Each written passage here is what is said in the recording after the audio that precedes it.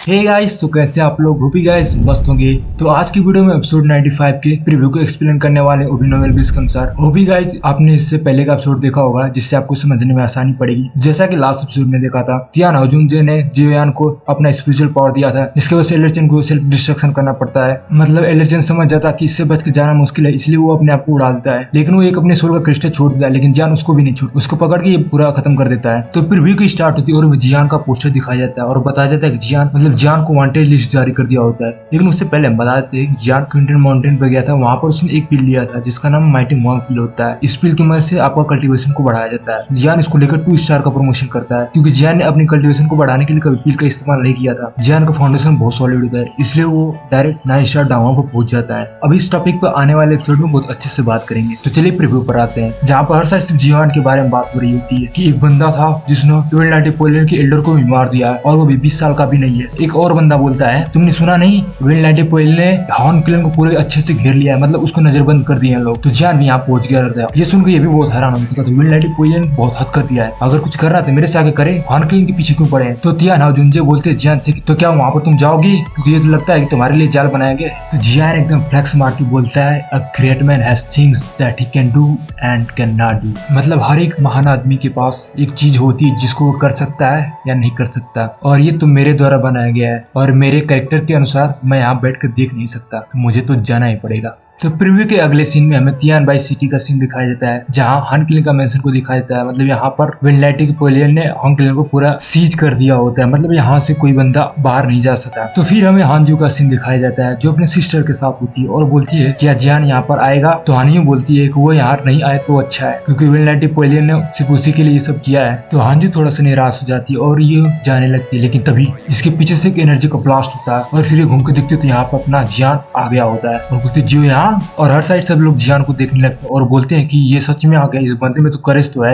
लेकिन तभी जियान को 10-12 बंदे घेर लेते हैं और पूछते हैं तुम कौन हो, और सिर्फ 2 वर्ड का आंसर आता है, जियो यान। तभी उसमें से एक बंदा बोलता है, एलर के आदेश पे इसको जब देखना तुरंत मार देना है। तभी इन लोगों को समझ में आता है और सभी लोग स्पेयर लेके इस पर हमला करते हैं। ये देखकर तो जियान पूरा आराम से हंसता है, फिर अपनी फ्लेम को निकाल देता है बाहर और फिर ये इन लोगों पर छोड़ देता है, जिससे ये बंदे सभी जल के एकदम खत्म हो जाते हैं और जमीन पे आकर लैंड करते हैं। ये देखकर जियान बोलता बस नाइटिपोलियन के ऐसे ही है। तो फिर ये दिशा में बोलता है, इतना कॉम्प्लिकेशन करने की जरूरत नहीं है, नाइटिपोलियन के 3 एल्डर आ जाओ, अगर तुम्हारा में दम है तो आकर मेरे को पकड़ लो। तभी एक आवाज आ, तुम यंगर जनरेशन में पहले से बंदे हो जिसको पकड़ने के लिए हम 3 एल्डर साथ में ज्वाइन करेंगे। अब इनके नाम वगैरह के बारे में बात नहीं करें, क्योंकि ये साइड कैरेक्टर है, अभी थोड़ी देर बाद इनका काम खत्म हो जाएगा। लेकिन हाँ, इनके पावर लेवल के बारे में बात करते हैं। ये तीनों बंदे 5 स्टार डोजोंग होते हैं सब। इसमें से एक बंदा बोलता है, तुम्हारे पास 3000 लाइटिंग मोमेंट है और तुमने एल्डर चेन को मार दिया है, ये जो अक्षम्य है, लेकिन तुम यंगर जनरेशन के हो तो हम तुम्हारे ऊपर फोर्स नहीं करेंगे, तुम हमारे साथ नाइटिपोली आओ और हेड डिसाइड करेंगे तुम्हारे साथ क्या होगा। जियान बोलता है, अगर मैं तुम्हारी सुना तो मेरे सर्वाइवल करने का चांस तो एकदम पूरा खत्म ही हो जाएगा। तो इसमें से दूसरा बंदा बोलता है, इस पर टाइम वेस्ट करने का कोई जरूरत नहीं है, इसको पहले पकड़ ले। और जैसा कि पवेलियन हेड ने बोला था, जो बंदा नाइटिपोलियन से पंगा लेगा उसको हाई प्राइस चुकाना पड़ेगा। हम इसको पकड़ लेंगे और इसकी डुकी को क्रिपल कर देंगे और इसको नाइटिपोलियन के टावर में कैद कर देंगे और सबको दिखाएंगे कि जो नाइटिपोलियन से पंगा लेता है उसका क्या हाल होता है। तो जियान बोलता है, तुम मेरे डुकी को क्रिपल करना चाहते हो, देखते हैं कि तुम्हारे पास क्वालिफिकेशन है कि नहीं। और ये अपने अर्थ एलिमेंट पपेट को बाहर निकाल देता है। इसको देखकर नाइटिपोलियन का हेल्डर बोलता है, ये तो सच में डोजोंग का पपेट है, ऐसा तो हमारे नाइटिपोलियन के पास भी नहीं है, लेकिन ये भी सफिशिएंट नहीं है हम लोग को तीनों को रोकने के लिए। तो जियान बोलते हैं, अच्छा ये बात है, तो इसके बारे में क्या? तो फिर जियान की ऑरा एकदम बहुत तेज बढ़ जाता है। मतलब वही तियान हाओजुंजे ने अपना स्पेशल पावर जियान को दे दिया होता है। तो फिर जियान एकदम बैडास दिखाई दे रहा होता है और बोलता है, क्या ये काफी है कि नहीं? तभी इसमें से एक एल्डर बोलता है कि जैसा कि हंग तियानजॉय ने बताया था, तुम्हारा पावर लेवल 7 स्टार की पीक पर पहुंच चुका, मतलब तुम 8 स्टार भी बोल सकते हैं, और तुम्हारे पास प्योर स्पिरिचुअल पावर है, मतलब कि तुम्हारे पास कोई स्पिरिचुअल बॉडी है जो तुम्हारे शरीर के अंदर है और तुम अपने दम पर इतना पावर लेवल गैप नहीं कर सकते। ये सुनकर जियान अपनी आंखें पूरी से खोल लेता है और बोलता है कि इस बंदे का आई साइट बहुत तेज है, ये एक ही बार में देखकर बता दिया कि मेरे पास स्पिरिचुअल बॉडी है, लगता है ये एल्डरचन की कंपैरिजन में ज्यादा बुद्धिमान है। तभी उसमें से एक एल्डर बोलता है, तुम पावरफुल तो हो, नोमन ने तुमने एल्डरचन को मार दिया, हालांकि आज तुम यहाँ से बच के वापस नहीं जा पाओगे। और फिर हान तियानजाओ से बोलता है